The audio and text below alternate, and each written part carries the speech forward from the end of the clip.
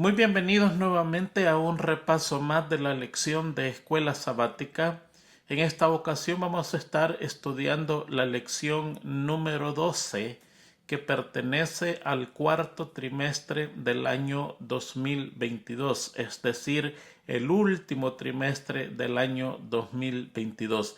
Esta lección 12 es la penúltima lección de este año. Una lección más y terminamos el año 2022 y como consecuencia empezamos el año 2023. El tema de esta lección es la cosmovisión bíblica y el texto para esta semana lo encontramos en el libro de Primera de Tesalonicenses, el capítulo 5 y el versículo 23, donde leemos de la siguiente manera: y el mismo Dios de paz os santifique por completo, y todo vuestro ser, espíritu, alma y cuerpo sea guardado irreprensible para la venida de nuestro Señor Jesucristo. La primera pregunta es: ¿qué es cosmovisión? Cuando nosotros vamos al diccionario encontramos que la palabra cosmovisión tiene que ver cómo nosotros vemos el mundo. Es una visión del mundo. Es la perspectiva, dice, concepto o representación que se hace en la mente de una cultura o de una persona de la realidad de nuestro mundo. O sea, es la manera realística de cómo nuestro país o nuestra cultura o nuestra iglesia o nosotros personalmente contemplamos la realidad del mundo. Pero aquí es la cosmovisión bíblica, o sea, es cómo la Biblia contempla la realidad del mundo en estos días. Y eso nos lleva a la introducción para que entendamos un poquitito, y en la misma introducción dice que van a haber dos globalizaciones importantes en los últimos días de este mundo. O sea, dos globalizaciones significa algo que va a afectar al mundo entero, sin excepción. La primera es eh, un grupo de gente maravillados y siguiendo en pos de la bestia que sale del mar de Apocalipsis 13. Y la segunda globalización es cuando el evangelio eterno sea predicado. O sea, estamos viendo la realidad del mundo de la perspectiva bíblica, del punto de vista religioso. Un grupo gigantesco siguiendo a un hombre y otro grupo predicando el evangelio eterno.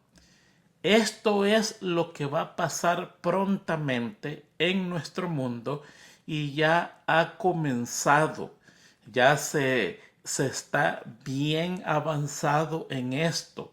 No es algo que viene en el futuro, sino que ya está en el presente, y mientras el tiempo pasa, esto va a seguir en aumento. Y allí en la introducción de la lección hay un texto del espíritu de profecía que se encuentra en el Conflicto de los Siglos, página 645, donde dice: merced a los dos grandes errores, el de la inmortalidad del alma y el de la santidad del domingo, Satanás someterá a la gente bajo sus engaños. Ahí hay dos grandes errores: la inmortalidad del alma y la santidad del domingo. Mientras el primero pone el fundamento del espiritismo, el segundo crea un lazo de simpatía con Roma. Eso es lo que ahí dice, ¿verdad? Entonces, ¿qué pasa? Hay dos errores grandísimos en el mundo religioso en este momento. El primero es que la mayoría de iglesias religiosas cristianas creen en la inmortalidad del alma.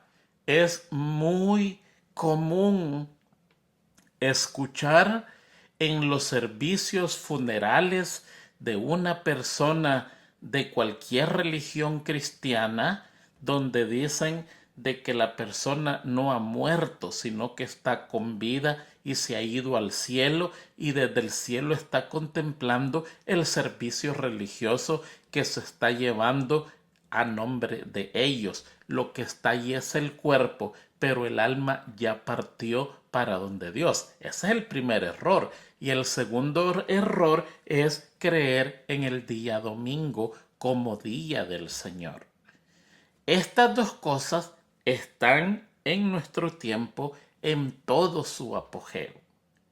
Y así se va a formar un grupo grande que estará completamente equivocado con las enseñanzas del Señor. Por el otro lado, hay otro grupo que está predicando en contra de estas cosas y en contra de otras cosas más. Entonces, el mundo va a quedar dividido completamente. Si lo decimos en palabras sencillas y crudas, un grupo sirviendo a Satanás y el otro grupo sirviendo a Dios. Esa va a ser las dos grandes globalizaciones. Va a afectar al mundo no regionalmente, sino que mundialmente. Esa es la cosmovisión que tiene la Biblia de la realidad del mundo. Es decir, esa es la realidad que nos presenta la Biblia, que va a afectar al mundo en los últimos días y ya está afectando al mundo. Muy bien, vamos a pasar al día domingo. Esta lección vamos a ir día por día para poderla entender. Esperamos en Dios que podamos alcanzar nuestro objetivo de lograr explicar un poquitito mejor para poder entender lo que la lección está diciendo. Mire, el hombre normal me refiero al que no es religioso, sostiene que para que un humano sea equilibrado en la vida, necesita cumplir con 4 aspectos importantes en la vida. Y ellos dicen que si uno de estos aspectos no se cumplen, el humano tiene un desequilibrio en su vida. Y ellos dicen, primero, el humano necesita amor. Segundo, el humano necesita trabajo. Tercero, el humano necesita descanso. Y el cuarto, necesita diversión. Y han llegado a la conclusión los expertos en el tema que si uno de estos factores le hace falta a la vida del humano, la persona es desequilibrada. O sea, es decir, se vuelve un fanático. Si la persona trabaja mucho, se desequilibra. Si la persona no tiene amor, se desequilibra. Ahí dicen que todos los que padecen de migraña es por falta de amor. Esas son las malas lenguas. No sé qué verdad será eso. Si una persona solo pasa descansando, entonces se convierte en un haragán. Si una persona solo pasa en diversiones, entonces es un desequilibrado. Nos desequilibramos cuando alimentamos una parte nada más de nuestro ser. Les voy a dar un ejemplo.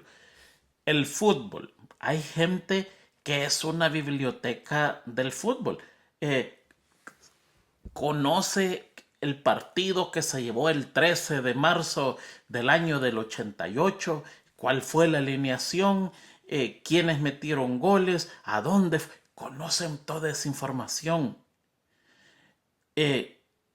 Comen fútbol, beben fútbol, sueñan fútbol, viven fútbol y son personas desequilibradas completamente. Lo mismo pasa con la religión.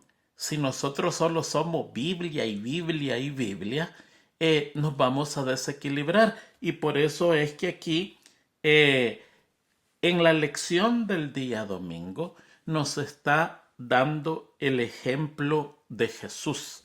Y el versículo dice allí que el Señor crecía en sabiduría, en estatura, en gracia para con Dios y para con los hombres. Allí nosotros encontramos 4 aspectos físicos del crecimiento del hombre que tienen que darle un equilibrio total a la persona. El primer aspecto es crecía en sabiduría. Mentalmente tenemos que crecer, tenemos que estudiar, tenemos que autoeducarnos, tenemos que ir a la escuela, tenemos que aprender. El aprendizaje es parte del ser humano en esta vida y en la futura. Todos los que vayamos al cielo en el futuro se va a seguir aprendiendo por la eternidad sin fin. Y este es un aspecto que menciona Lucas 2:52. El segundo aspecto es físico. Tenemos que cuidar la parte física en todos los aspectos. Buena alimentación, buen descanso, deporte, ejercicio. Tenemos que cuidar eso. Jesús crecía en esa manera físicamente. Y también el tercer aspecto habla de la gracia para con Dios. Crecía espiritualmente. Nosotros no solo podemos crecer mentalmente y físicamente, necesitamos crecer espiritualmente y necesitamos crecer socialmente. No podemos ser personas ermitañas que nos encerramos y no le hablamos a nadie, gente huraña, gente extraña, que muchos no se acercan a nosotros porque nos consideran que somos extraños por nuestros pensamientos. Eso también lo dice el espíritu de profecía, que tenemos que socializar. Por lo tanto, aquí nos está mostrando 4 aspectos de el ser humano que nosotros tenemos que trabajar. O sea, nosotros como seres humanos somos indivisibles, no nos podemos dividir, somos un paquete entero, pero en ese paquete tenemos diferentes áreas, diferentes aspectos en nuestra vida que tenemos que tener un cuidado en equilibrarlas todas ellas. Le voy a contar algo. Mire, está pasando el Mundial de Fútbol y yo personalmente ni sabía, me di cuenta hasta como una semana más tarde. ¿Cómo me di cuenta? Oh, los niveles de estudio cayeron. Y dije yo, qué raro que han caído los niveles de estudio en lecciones importantísimas. Y dije yo, no entiendo por qué cayeron los niveles de estudio. Después entendí cuando me di cuenta que el mundial ya estaba presente. Ahora los niveles de estudio están volviendo a su normalidad porque ya los fanáticos de fútbol, como ya perdieron sus equipos, ya están regresando a estudiar la palabra de Dios. Eso es incorrecto. ¿Es malo el fútbol? No, para nada, para nada. ¿Es malo ir a jugar pelota? No, no. Es parte del ser humano cuidar el cuerpo, hacer ejercicio y divertirse. Pero es un pecado cuando lo desequilibramos y dejamos a Dios y nos concentramos en esas cosas, se crea un desequilibrio y es un pecado. ¿Qué pecado es? Idolatría. Todo lo que nos quita el tiempo de Dios y nos olvidamos de Dios y nos concentramos y nos volcamos en eso es idolatría. Entonces, ¿qué es malo ver un partido? Allá su conciencia. Pero yo personalmente no lo hago.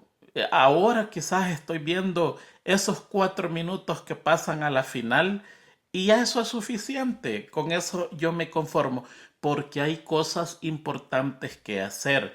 Usted le puede dedicar tiempo a eso, pero que eso no absorba el tiempo que es de Dios. Tiene que equilibrarse. ¿Sí me entiende lo que yo le estoy explicando? Después viene todo enojado a estudiar la lección porque su país nunca pasa la segunda ronda. ¿Y qué va a esperar de su país? No espere eso, hermano, no se frustre. No haga cosas así porque va a venir frustrado y enojado. Un solo campeón va a ser en el mundo, no más de eso, así que va a ser bien difícil. Equilíbrese. Necesitamos el equilibrio en nuestras vidas en todos los 4 aspectos que habla la Biblia y el espíritu de profecía: mental, físico, espiritual y social. Que todo crezca al mismo tiempo. Va a ser algo terrible si yo le dedico solo tiempo a la Biblia y no a mi familia, no a tiempo de relajarme, no a tiempo de salir aunque sea a dar una caminata. No, no, no. Tiene que haber un equilibrio total y ese es el mejor modelo que podemos seguir, y ese modelo lo dio nuestro Señor Jesucristo con su vida en esta tierra. Por lo tanto, llegamos a la conclusión que el Evangelio de Cristo consiste en volver al hombre a lo que fue antes y promover el desarrollo del cuerpo, de la mente y del alma. Promover el desarrollo mental, el desarrollo físico, el desarrollo espiritual y el desarrollo social. Tenemos que ser equilibrados en todo eso porque Jesucristo así lo hizo y ese es nuestro modelo. Lucas 2:52 dice que Jesús crecía en sabiduría mentalmente, en estatura físicamente, en gracia para con Dios espiritualmente y en gracia para con los hombres socialmente. Jesucristo se involucraba con la sociedad, andaba en bodas, fue a funerales, andaba en fiesta, fue a almuerzo, fue a cenas, comía con los pecadores, con los publicanos, y esa era una de las cosas que se le criticaba, que se involucraba con medio mundo, con gente sana, con gente enferma, con gente buena, con gente mala, con gente alentada, con gente loca, con gente endemoniada, con cualquier tipo de gente, pero en ese contacto él impartía su bendición. Muy bien, vamos a entrar al día lunes, donde ya está hablando detenidamente del cuerpo de Dios. El día martes habla de la mente de Dios. El día miércoles habla de la guía del Espíritu Santo y el día jueves habla de cómo prepararnos para la segunda venida de Cristo. Así que teniendo en mente esas 4 partes donde Jesucristo creció equilibradamente y fue nuestro modelo, hoy las vamos a tratar de estudiar una por una para que nos ayude a nosotros a crecer equilibradamente como lo hizo Jesucristo. Muy bien. El cuerpo como templo, ese es el día domingo. Y aquí, al nomás entrar en el día domingo, en el día lunes, usted se va a dar cuenta que tenemos 2 filosofías en el mundo contradictorias a lo que la Biblia dice. La primera filosofía es la filosofía del dualismo. Esta filosofía cree que el cuerpo es la prisión del alma, la tiene aprisionada, es el cuerpo. Pero cuando el cuerpo muere, el alma queda libre. Al final queda libre y comienza a divagar. está libre de ese cuerpo que la tiene sujeta en un solo lugar, y cuando ese cuerpo deja de ser, el alma queda libre flotando en el universo y yendo para donde quiere ir, y posiblemente entrando en una esfera mucho más mejor de libertad. A esta filosofía, de acuerdo a la lección, se le une el pensamiento de muchos religiosos. Ellos dicen, muy bien, cuando la muerte sucede, el cuerpo va a la tierra, el alma queda libre y en el día de la resurrección ese alma se le va a devolver al cuerpo. El concepto está equivocado por una simple razón, que no logran comprender qué es el cuerpo, qué es el alma y qué es el espíritu. Y como no logran comprender estas tres cosas, entran en un error garrafal que viene a ser una herejía y un punto de perdición. Porque la persona que cree de esa manera no se prepara para la venida de Jesús, para la resurrección, sino que tiene el concepto equivocado. Mire, es bien sencillo. Esto no requiere profundidad de conocimiento. Solamente hay que ir a Génesis, los primeros capítulos donde Dios crea a Adán. Allí nosotros podemos comprender qué es lo que pasó allí. Vamos a ponerlo en un idioma bien fácil. Vino Dios y con sus manos formó un cuerpo de barro. Formó una figura de barro. La hizo perfectamente. ¿Ha visto ustedes esos trabajos de artesanos que logran hacer rostros con el barro o rostros en piedra? ¿Qué cosa más espectacular? Ahora imagínese a Dios, un Dios perfecto, agarrando barro y formando el rostro y el cuerpo perfecto de un hombre. Eso era perfección. Allí tenemos la primera materia, el cuerpo. El cuerpo es barro. Y por eso es que la Biblia dice, de polvo eres, de barro. Y al polvo volverás. Cuando te mueras, de la tierra fuiste tomado y a la tierra volverás. Y la experiencia nos dice que cuando una persona muere, después de mucho tiempo se desintegra.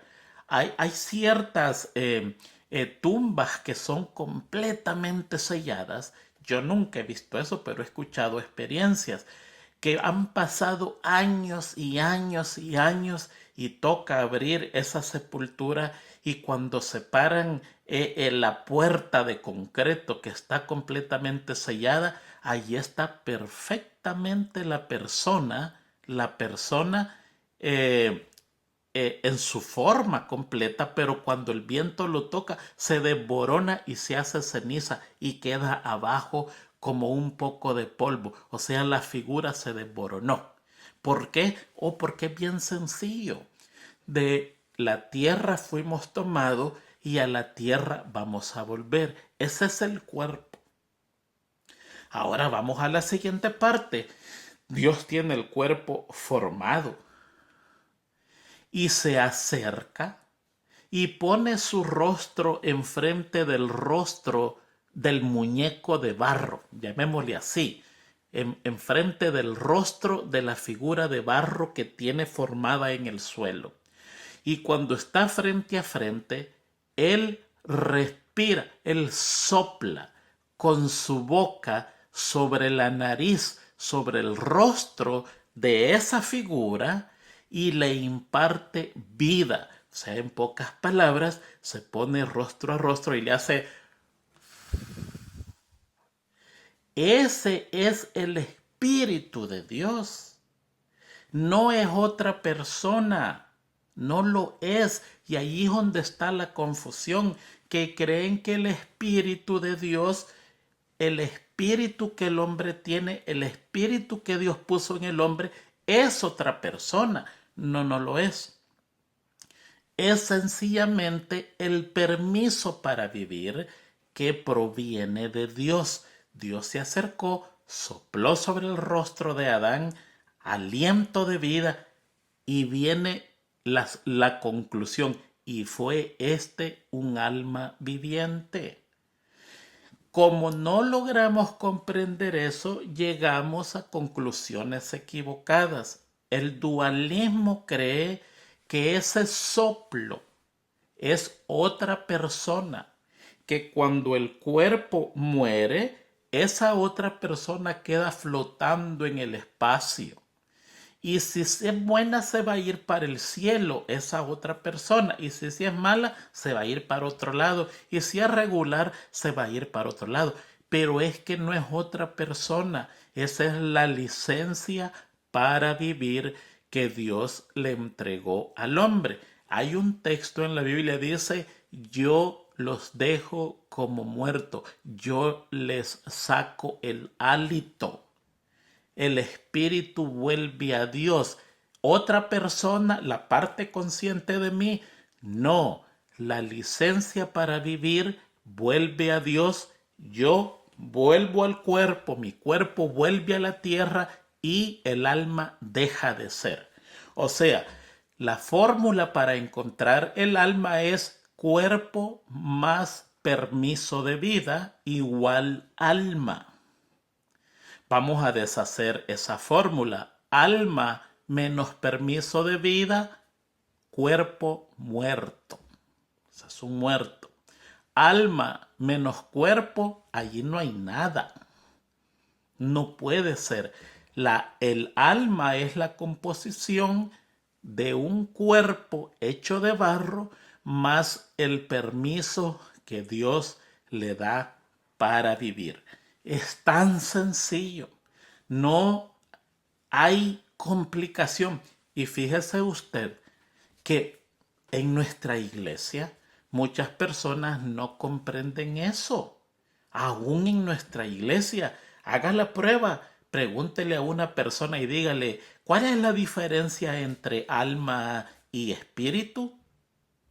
Y se va a quedar. Si usted le pregunta qué es el cuerpo, sí le va a decir que es el cuerpo. Es la parte física, ¿no es cierto? Esto, lo que se puede ver, la piel, el cuerpo de uno, eso es fácil de entender. Pero usted pregúntele y dígale cuál es la diferencia entre alma y espíritu. Y usted va a escuchar todo tipo de tontería en nuestra propia iglesia porque no comprenden cosas bien sencillas que están escritas en la palabra de Dios. Entonces la fórmula es cuerpo hecho de barro más licencia de vivir de parte de Dios igual a alma. Usted le quita uno de esos ingredientes, el cuerpo o la licencia de vivir, y ya no existe el alma. Entonces, ¿qué pasa? Las demás gentes creen que en la dualidad, que el cuerpo apresa el alma y cuando el cuerpo muere, el alma queda libre. Pero es que el alma no es otra persona. El alma es la composición de el cuerpo y el espíritu que dio Dios, que es el permiso de vivir. Entonces, ¿el espíritu queda libre? No. El espíritu vuelve a Dios, que Él lo dio. Es decir, Dios dice cuándo yo voy a nacer y cuándo yo voy a morir. En pocas palabras, el Señor conoce el día de mi muerte porque Él es vida. Y cuando el Señor dice, hasta aquí nomás, Tony García, hasta allí nomás es. No importa que me conecten 4, 5, 6 máquinas. El Señor dijo que ya no. Esa fue la licencia de vivir que Él me dio. ¿Existe el alma después de eso? No, ya no hay más alma porque el cuerpo quedó sin espíritu. Fíjense que la cámara de gases yo siempre creí que era un veneno que le ponían a la persona para que muriera. No, la cámara de gases no es eso. Es un contenedor, es un recipiente, pudiéramos decir, un cilindro hermético. Y esa es una de las muertes más terribles. Ya no está, la prohibieron porque es terrible. Porque la persona muere consciente y le toma mucho para morir, muchos segundos agónicos.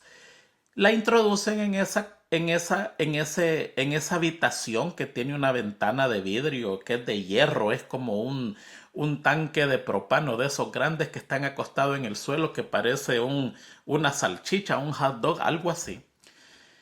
Y cierran la puerta herméticamente y una vez está herméticamente cerrado, le extraen todo el aire. Y es tan fuerte la extracción que la persona le sacan lo que tiene dentro de sus pulmones y se asfixia tratando de respirar y no puede. ¡Qué tremendo es eso! El Espíritu de Dios es algo así, lo único que no es violento. Dios en su misericordia aún nos da una muerte misericordiosa. Yo estaba enfrente de mi bisabuelita cuando ella murió muy ancianita. Y ella solo inclinó su cabeza y fue como que se sonrió en su mecedora. Y yo estaba pequeño, quizás tenía 7 años. Yo no entendía lo que era la muerte, pero yo sabía que algo le pasó, porque no se podía dormir así nomás. Y yo llamé inmediatamente a una tía y le dije yo, Mamaría se llamaba, Mamaría, no le dije que murió, pero yo sabía que algo le había pasado. ¿Qué pasó? El espíritu, la licencia de vida, volvió a Dios.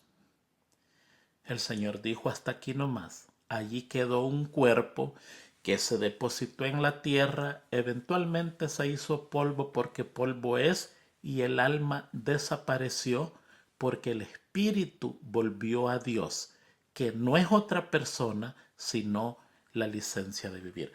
Pues hay muchos religiosos que creen que el alma es otra persona, queda deambulando, cuando Cristo venga, el alma se le entrega y vuelve a ser lo que la persona fue. No, no es así. La idea está parecida, pero desde el momento en que no comprenden que el alma no es otra persona, entonces viene a ser la idea equivocada. El segundo pensamiento es el panteísmo. El panteísmo une a Dios con la naturaleza, lo forma una sola cosa. Dios creó los árboles, pero ellos creen que los árboles son Dios. Y usted va a encontrar en ciertas ciudades del mundo, especialmente aquí en los Estados Unidos, mucha gente que cree el panteísmo y se los puede encontrar en la mañana abrazados a árboles. Están recibiendo energía de estos árboles porque son parte de Dios. Eso es parte de Dios. No, Dios lo creó, pero no tiene nada que ver con Dios. Esa es la naturaleza de Dios. Y también el panteísmo se extiende a los humanos. Hay humanos que son dotados mentalmente, eh, talentos. Y el panteísmo creen que yo soy una extensión de Dios. No, a mí me creó Dios, pero yo no soy Dios. Yo soy una criatura. Fui creado a imagen de Dios, pero aunque soy creado por Dios, yo no soy Dios, soy una criatura. Y usted va a encontrar que en religiones hindúes especialmente hay mucha gente que tiene semidioses, figuras de hombres en fotos que las tiene estampadas en diferentes lugares y para ellos representa esa persona a Dios, una extensión de Dios. Eso es incorrecto. Eso es lo que Satanás le dijo a Adán y Eva. No, coman del árbol y el día que ustedes coman van a llegar a ser como Dios. No es así. El panteísmo, eso es lo que enseña y ninguna de las dos cosas son correctas. El dualismo es incorrecto. El alma no está apresada en el cuerpo. No, el alma es el resultado del cuerpo más la licencia de vivir.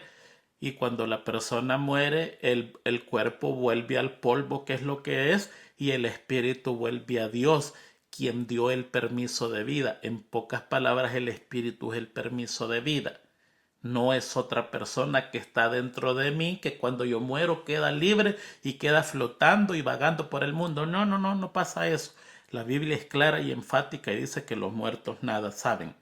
Y el panteísmo tampoco es correcto porque hace de la criatura, no importa si es animal o humana, un semidios, una extensión de Dios. Ni una de las dos cosas son correctas.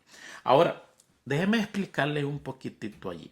Fíjense de que tengo tres textos. Les voy a leer tres textos interesantes. Hay unos textos que se prestan a confusión. Génesis 45:27.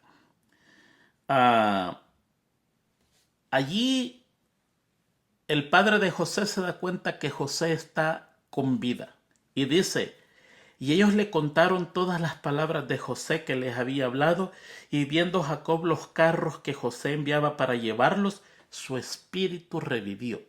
Fíjense que la palabra espíritu está como algo que le pertenece a Jacob. ¿Ve? Otro texto, Lucas 8.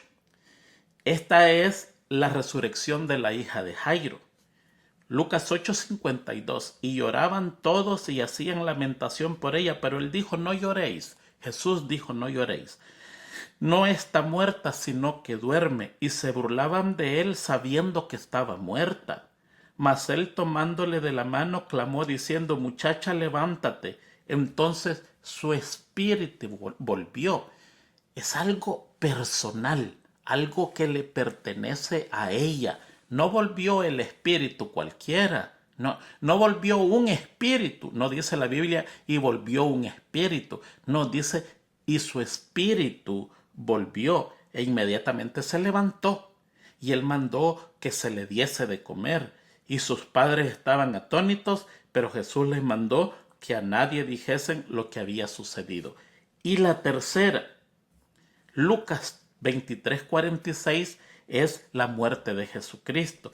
Y Jesús, clamando a gran voz, dijo: Padre, en tus manos encomiendo mi espíritu. Mi espíritu. Y habiendo hecho, expiró. Entonces, aquí el espíritu es algo personal. El espíritu que a mí me pertenece a mí. Jesucristo encomendó su espíritu a Dios. No le encomendó el espíritu en general, sino que le encomendó su espíritu. ¿Qué quiere decir eso? Mire, el espíritu de profecía tiene la respuesta por eso, para eso. En este caso, el espíritu quiere decir carácter.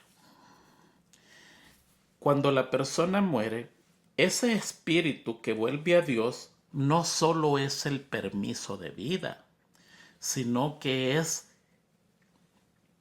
imagínese un CD donde allí está registrada toda su vida y todo su carácter.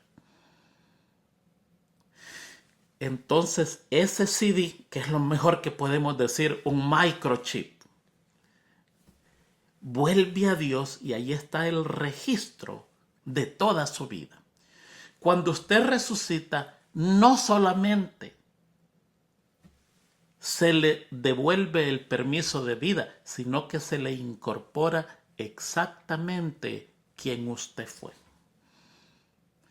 Cuando usted y yo resucitemos, vamos a seguir siendo exactamente quien nosotros fuimos aquí en la tierra.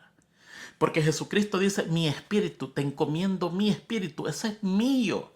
Por favor, devuélvemelo cuando me resucite. Y cuando Jesucristo resucita, Él resucita siendo el mismo con que murió. Su espíritu se le devuelve. ¿Qué es más que el permiso de vida? Es la esencia de quien usted es.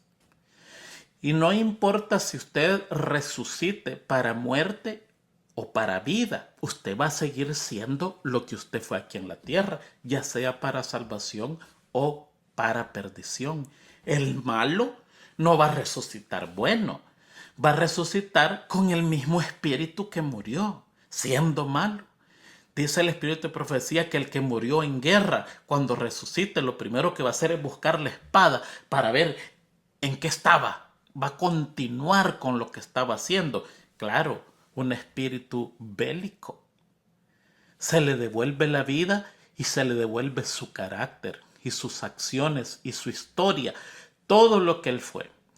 Nosotros los que seamos salvados se nos va a devolver la vida y se nos va a devolver la personalidad, el carácter. Por eso es la urgencia de perfeccionar nuestro carácter, porque hemos estudiado y hemos leído que cuando Jesucristo venga no viene a cambiar caracteres ni a hacer milagros en los caracteres de nadie, sino que ese mismo carácter va a continuar por la eternidad, y si no nos hemos preparado, entonces quiere decir que nos perdimos. Ese carácter lo tenemos que trabajar, y qué terrible es trabajar el carácter. Yo estaba leyendo en esta semana penosamente, no tengo la cita a mano, traté de leerla, buscarla, pero ahí tengo cientos de citas que están pendientes. Y dice lo siguiente, y me causó una impresión profunda. Ahí va a estar en el libro de citas selectas. En unos meses va a aparecer bajo el carácter. Ahí va a estar la cita. Guste buscarla, vaya a citas selectas del espíritu de profecía y ahí usted se va a dar gusto leyendo. Dice: todos venimos a este mundo para escribir una historia. Se está haciendo una historia de este mundo y usted y yo somos parte de esa historia. Quiera o no quiera, usted va a ser parte de la historia de este mundo. Y dice, nuestro papel en la historia de este mundo va a depender cómo enseñemos nuestro carácter. Si usted tiene un carácter malo que no lo corrige, no lo enseña, un carácter violento, un carácter arrebatado, un carácter colérico, un carácter que no perdona, amargado, esa va a ser la historia suya en este mundo.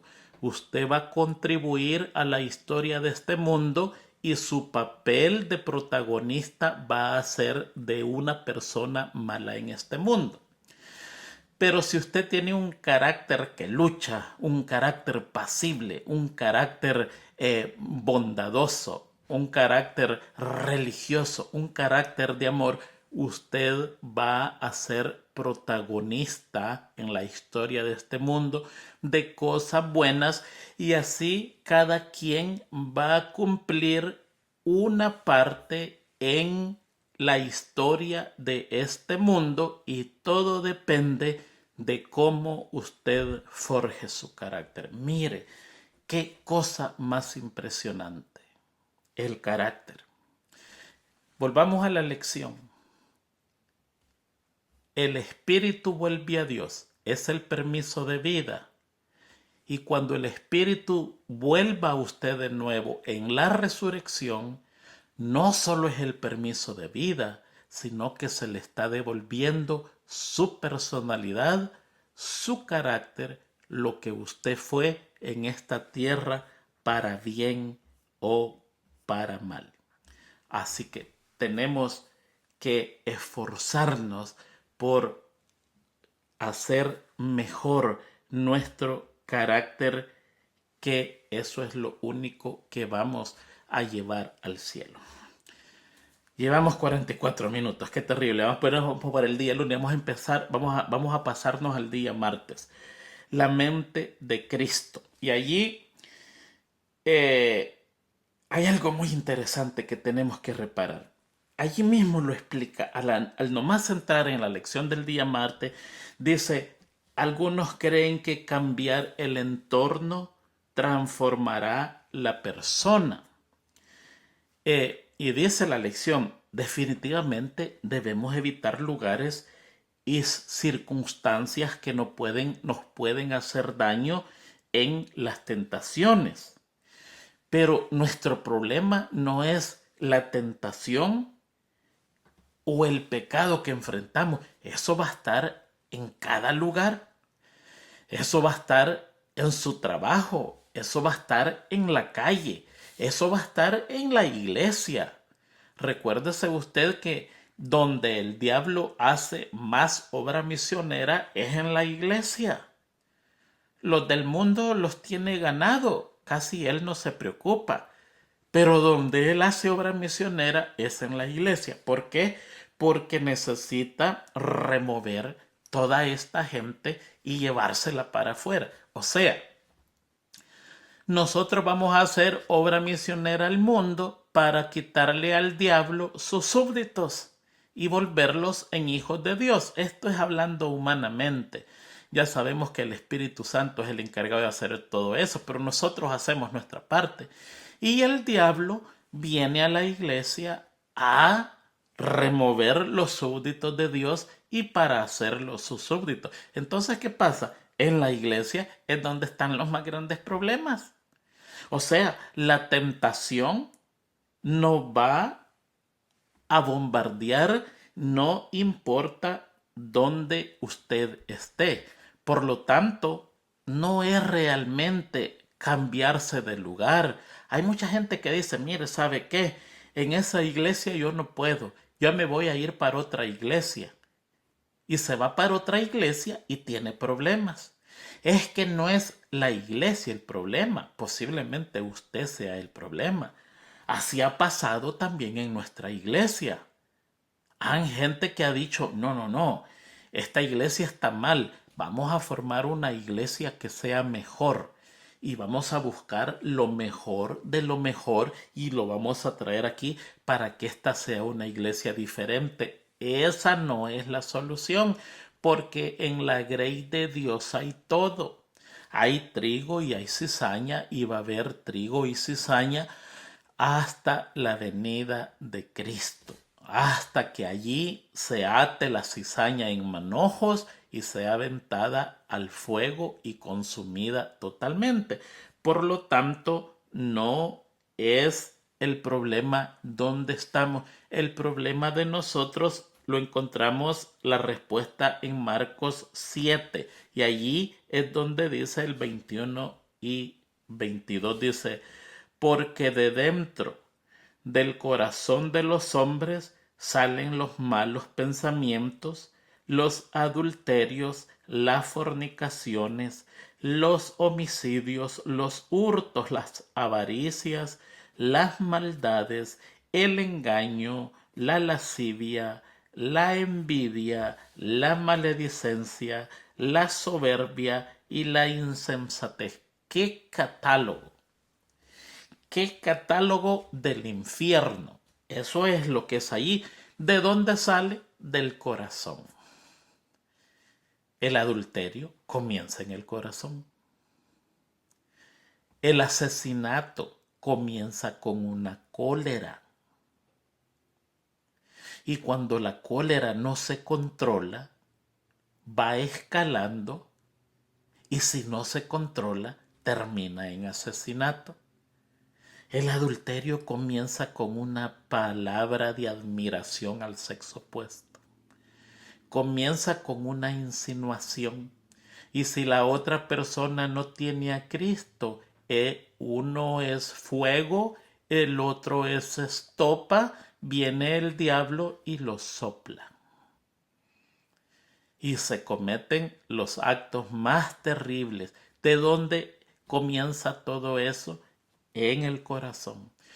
Y por eso es que Jesucristo, cuando viene a esta tierra, engranda los mandamientos y ahora la persona no es solo culpable de la acción, sino del pensamiento, porque el pensamiento para llevarse a cabo lo que está esperando es una oportunidad. Y cuando la oportunidad llega, sin duda alguna, se llevará a cabo los deseos del corazón. Y por eso es que el Señor dice, oíste que fue dicho, no cometerás adulterio. Mas yo os digo que cualquiera que ve una mujer para codiciarla en su corazón, éste ya adulteró.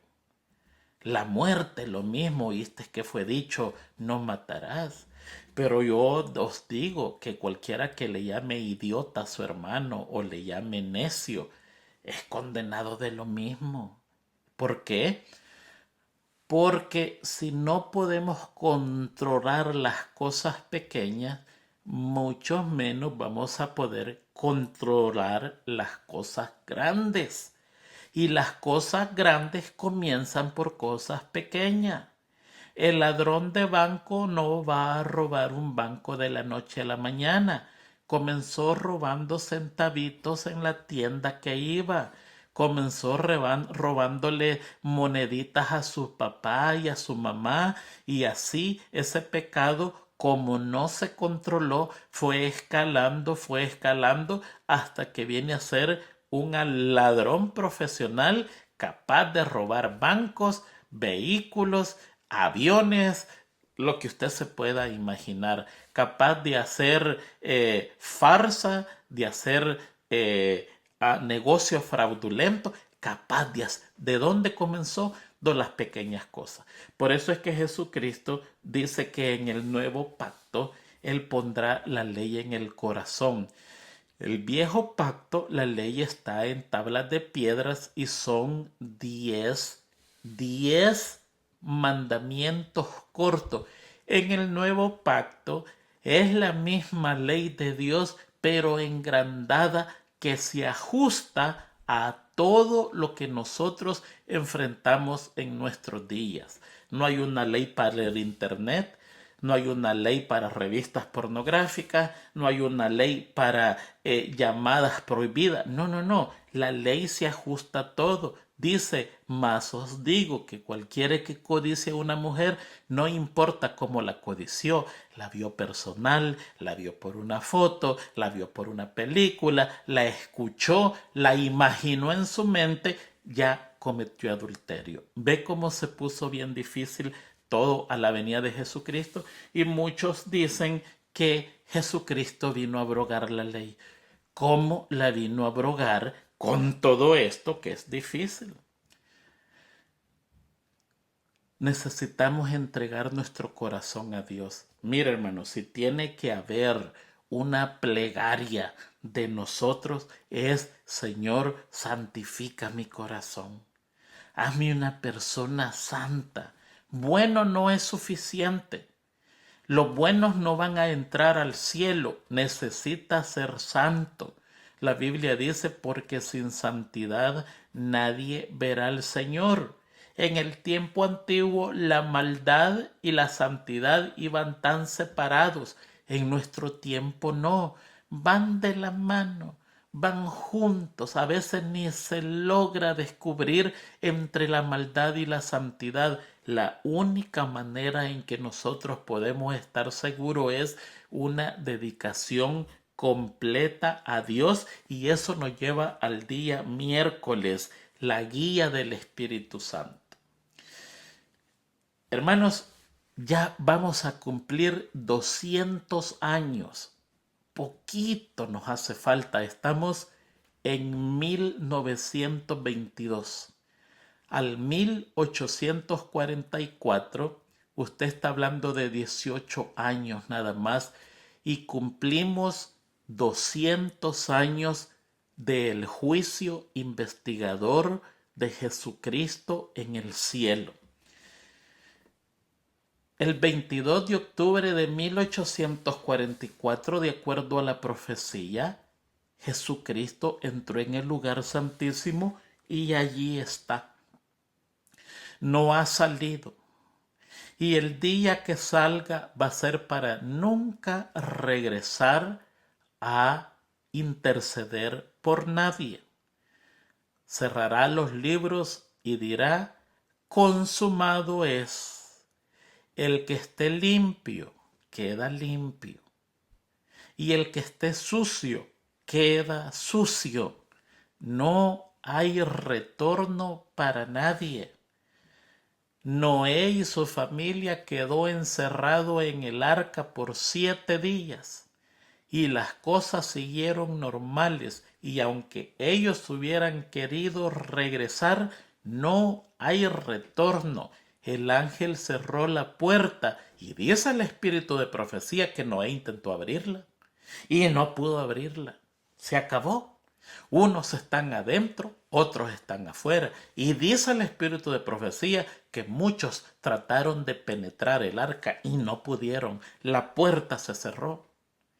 Eso es un vivo ejemplo para nosotros en los días finales. Así va a ser.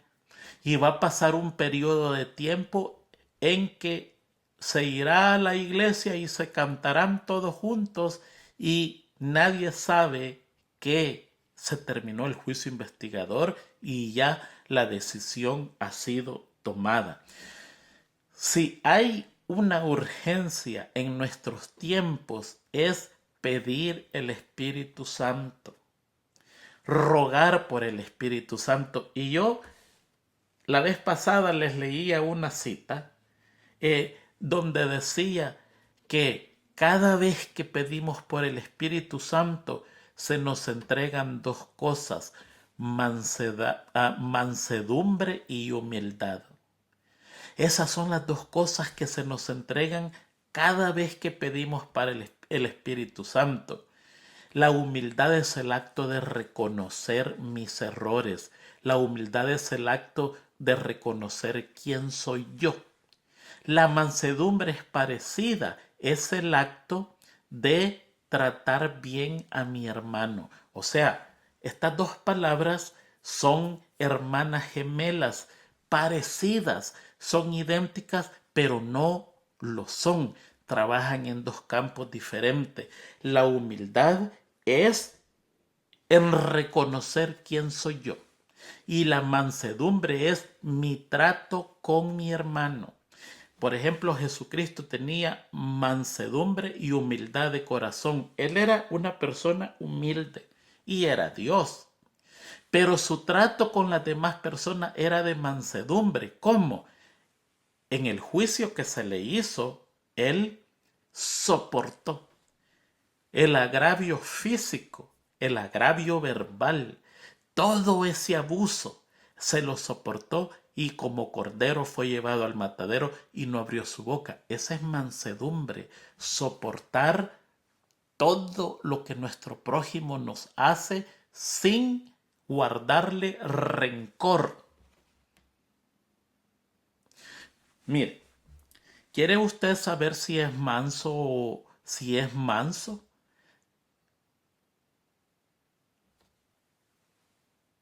Revise quién le ha hecho mal, que le ha dañado en verdad, y vea su relación con él.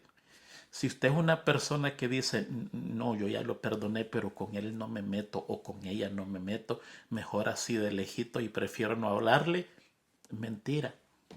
Usted no sabe lo que es mansedumbre, porque Jesucristo nos muestra el ejemplo correcto. Lo abofetearon, lo golpearon, lo hirieron, lo crucificaron, lo mataron, y aún estando en la cruz muriendo, dijo: Señor, yo no le guardo rencor. No, los amo. Perdónalos, Señor, porque ellos no saben lo que están haciendo. En la predicación de los apóstoles, en la predicación de Esteban, se le estaba dando otra oportunidad de arrepentimiento a aquellos mismos que lo habían asesinado a él. ¡Qué tremendo! Eso es mansedumbre. Lo que yo hago con la otra persona, lo que yo acepto de la otra persona, y la prueba más grande para conocer si soy manso es que ante el abuso de otra persona yo no le guardo rencor. Voy a hacer exactamente lo mismo con ellos, feliz, contento, como que nunca me han hecho nada. Si les puedo ayudar, les voy a ayudar. A mí nunca me han hecho nada. Esa es mansedumbre. Ese es el termómetro. Revísese usted si la persona que le ha dañado, usted es tan feliz como que nunca le hubiera hecho daño. Y la humildad es reconocer quién nosotros somos, reconocer nuestra posición. Entonces, nuestra más grande urgencia es que pidamos el Espíritu Santo. Y el Espíritu de profecía dice que cuando pedimos el Espíritu Santo se nos dan dos cosas: mansedumbre y humildad. Y el día que el Espíritu Santo sea derramado sobre el pueblo de Dios, usted tiene los dos ingredientes básicos para recibir el Espíritu Santo, que es mansedumbre y humildad. En este momento vamos a pedir el Espíritu Santo, no lo vamos a recibir. Dios sabe cuándo va a venir en su apogeo la lluvia tardía. La lluvia temprana ya pasó con los apóstoles. Ahora viene la tardía, la última predicación a este mundo. No lo van a recibir todos, solo aquellos que pidan al Espíritu Santo. Y los que lo piden en este momento reciben dos cosas: humildad y mansedumbre. Qué tremendo es el carácter. Qué difícil es ser humilde y ser manso, pero esa es la lucha de todos nosotros. No es fácil. El mismo espíritu de profecía lo dice. La Biblia lo dice, que nos espera una lucha encarnizada para vencer el yo. Pero se nos da la garantía que en el nombre de Jesús se puede vencer. Y el día en que el Espíritu Santo sea derramado, entonces usted y yo lo vamos a recibir, porque el recipiente tiene mansedumbre y humildad. Casi 200 años de juicio, casi 200 años, de un momento a otro se cierra lo que está pasando y nosotros estamos metidos en cosas que no deberíamos de estar. Ahí nos pone la experiencia de Simón el mago.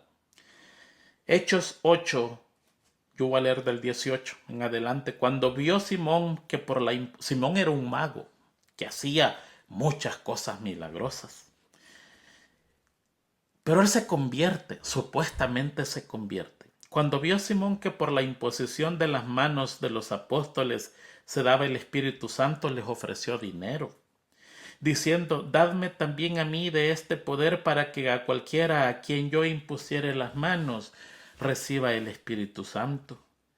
Entonces Pedro le dijo: tu dinero perezca contigo, porque has pensado que el don de Dios se obtiene por dinero.